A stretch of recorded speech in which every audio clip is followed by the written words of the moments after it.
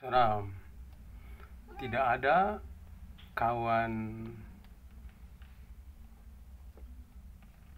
perkawanan abadi atau permusuhan abadi. Yang ada adalah kepentingan, baik secara individu maupun kelompok, bahkan ideologi. Kita menyaksikan bahwa yang sebelumnya bermusuhan bisa jadi suatu saat berteman, berkawan, berkoalisi. Nah, dalam konteks Indonesia, bisakah kaum nasionalis dan kalangan agama Islam ini bersatu? Oh, tentu saja bisa. Walaupun dalam perjalanan selalu ada stigma. Kalangan agama Islam menganggap bahwa kaum nasionalis ini kalangan sekuler yang anti agama, menyepelekan agama, tidak memberikan tempat pada agama. Nah, kebalikannya, ada stigma buat kalangan agama bahwa kalangan agama itu ya sering menjadi troublemaker, di mana-mana buat masalah. Di Indonesia membuat pemberontakan.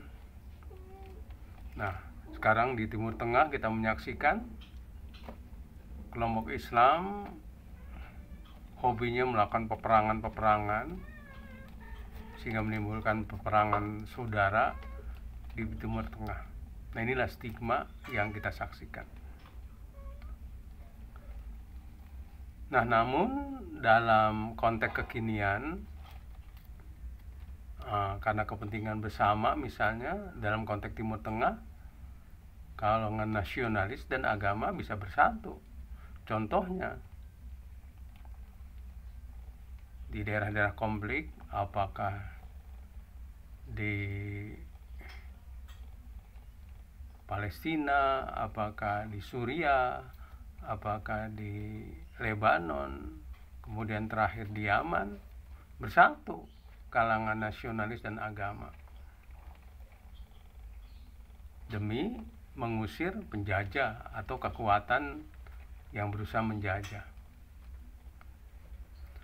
Kalangan nasionalis yang memang semangatnya adalah cinta negeri, bagaimana negeri ini maju, bagaimana negeri ini bersatu, ya bisa sama visinya dengan kalangan agama juga yang menginginkan tentu saja negara dan bangsa adalah amanah yang harus dijaga, dan juga meyakini bahwa para nabi dulu juga berjuang untuk menghalau penindas-penindas. Maka di situ titik temunya. Maka di Lebanon, di Palestina, di Suriah, bahkan terakhir di Yaman, kalangan agama dan nasionalis bisa bersatu. Nah, tentu dalam konteks Indonesia pun demikian.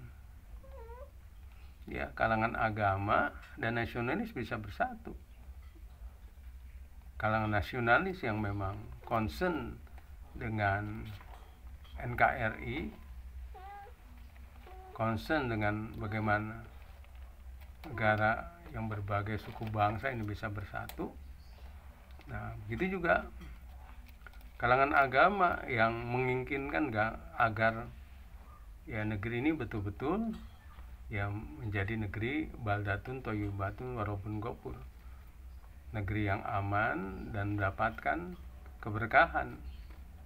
Maka tadi ya marilah kita cari titik temunya, titik temu ya yang bisa menyatukan. Malah dalam konteks pilpres misalnya, kita lihat nanti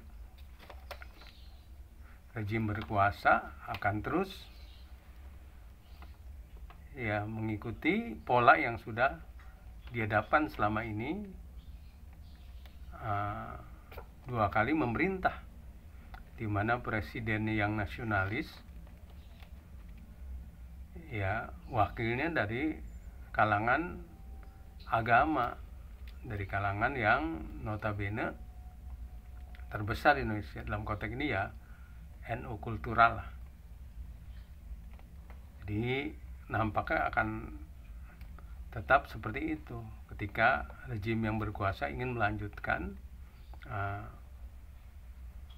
pola atau cara dia berkuasa, yaitu memadukan antara kalangan nasionalis dan kalangan Islam, dalam hal ini terutama NU kultural, karena di Indonesia ini paling besar adalah NU kultural. Demikian.